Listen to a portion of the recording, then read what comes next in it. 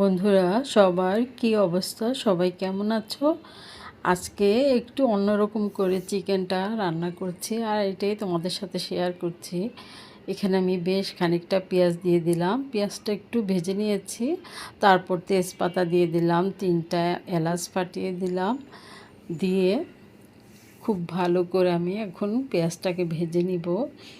আমার এখন গরম মশলার গুঁড়াটা নাই, আমি নিজের হাতে করি। ওই গুঁড়াটা থাকলে অনেক বেশি ঘ্রাণ আসে, ভালো লাগে। আর এখানে আমি এখন চিকেন আলুটা দিয়ে দিলাম, দিয়ে একসাথে আবার একটু ভেজে নিব। তো লবণ দিয়ে দিব আমি, তো দিয়ে একটু ভেজে নিচ্ছি। ভেজে নিলে একটু ভালো লাগে।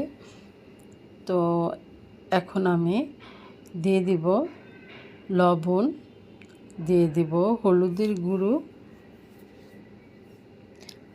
গুঁড়োটা দিয়ে তারপর আবার মরিচের গুঁড়োটা দিব, দিয়ে আমি সুন্দর করে মাংসতে মিশিয়ে নিব, নিয়ে একটু ভেজে নেব আমি। এতে করে মাংসের ভিতরে মশলাটা ঢুকে খেতেও ভালো লাগে।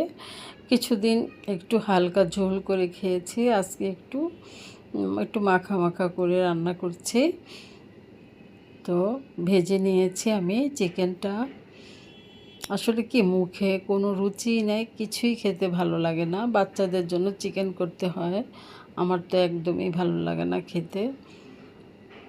এখনও আমি পরিপূর্ণ সুস্থ হই নাই। তারপরে এই যে দিয়ে এখন আবারও ভেজে নিচ্ছি ভালো করে। নিজের রান্নাটা তো নিজেরই করতে হয়, যত সবে আমাকে সাহায্য করুক, তারপরে এই জিনিসটা নিজেরই করতে হবে। তারপর দিয়ে দিলাম পেঁয়াজ বাটা, রসুন বাটা, আদা বাটা, দিয়ে সব কিছু আবারও সুন্দরভাবে মিশিয়ে নিচ্ছি। তো দিয়ে দিলাম ধনিয়ার গুঁড়ো 1/2 চা চামচ, জিরার গুঁড়ো 1 চা চামচ, আমি এখানে গোলমরিচের গুঁড়ো দিয়েছি, আর সামান্য একটু পানি দিয়ে দিলাম, দিয়ে একটু কষিয়ে নিলাম। গোলমরিচের গুঁড়োটা দিলে আমার খুব ভালো লাগে, সুন্দর একটা ফ্লেভার, তারপরে শরীরের জন্য উপকারী। তো ঢেকে দিয়ে দিলাম।